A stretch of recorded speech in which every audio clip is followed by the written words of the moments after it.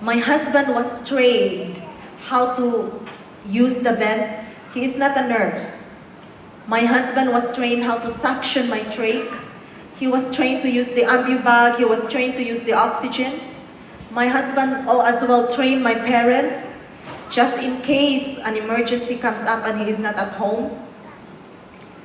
They never left me just for one moment, because anything could happen to me. I drove my care, especially when I got home. I was telling the doctors how to proceed with my care, because I had this faith, I had this hope that one day I'm going to recover. On January 22 to be exact, I have decided to try to use the BiPAP.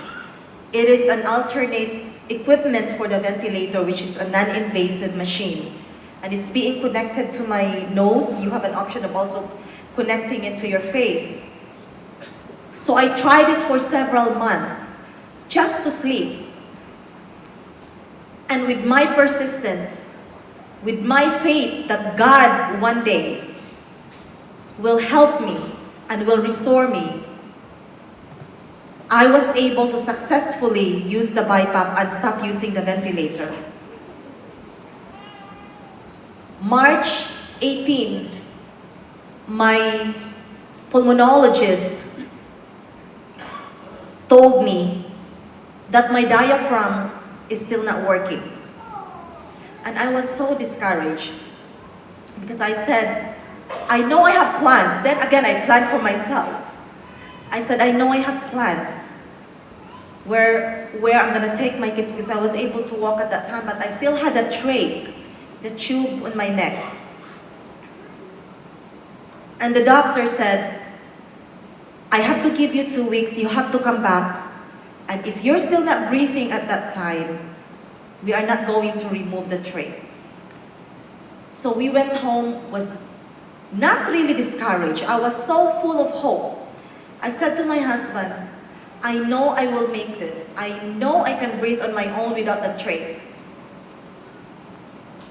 I opened the Bible, and it led me to Jeremiah 29 verse 11, that God has good plans for me. And I prayed Psalm 23.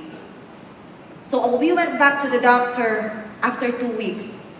And he said, I'm sorry, Genevieve, I am not going to remove your trach because your diaphragm is still not working. And I don't know how you are able to breathe on your own, because the trach was plugged during the day. So I said to him, Doctor, I am a nurse. I am not going to put myself at risk. I have a family. I know God is breathing for me. I will sign a waiver to take you away from any negligence or any malpractices. Remove my trach, because I know I can breathe. And he said, no, we did this test, we did this sonogram, we did x-rays, and your diaphragm is definitely not moving. I am so puzzled how you can breathe. And I said again, God is breathing for me. He then at that time decided, you take the risk, because I was so persistent. And he removed the trach. And from that time on, I felt I was breathing on my own again. And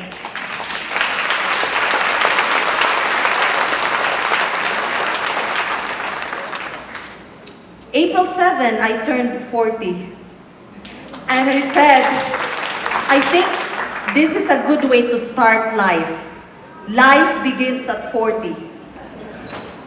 I have a new life, a second life. May 10, I went back to work full-time.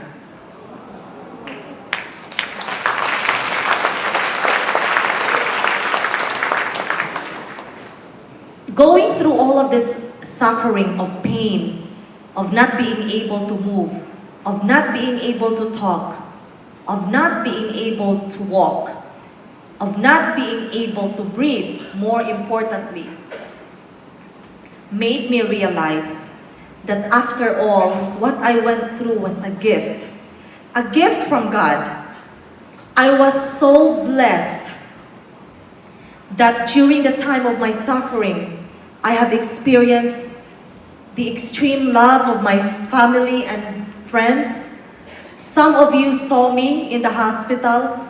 Some of you came to me and prayed over me every week. I thank you for the community for doing that. Another thing that I have discovered out from this experience is, more importantly, that I was able to experience the healing power of our Lord.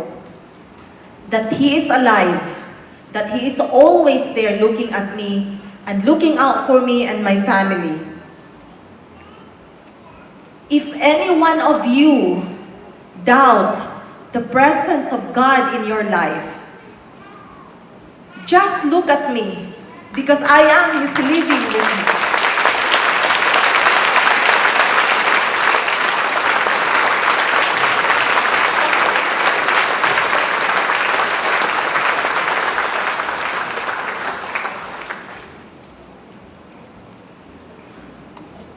I want to end this sharing because I could really tell you my story for a whole week, but time is limited.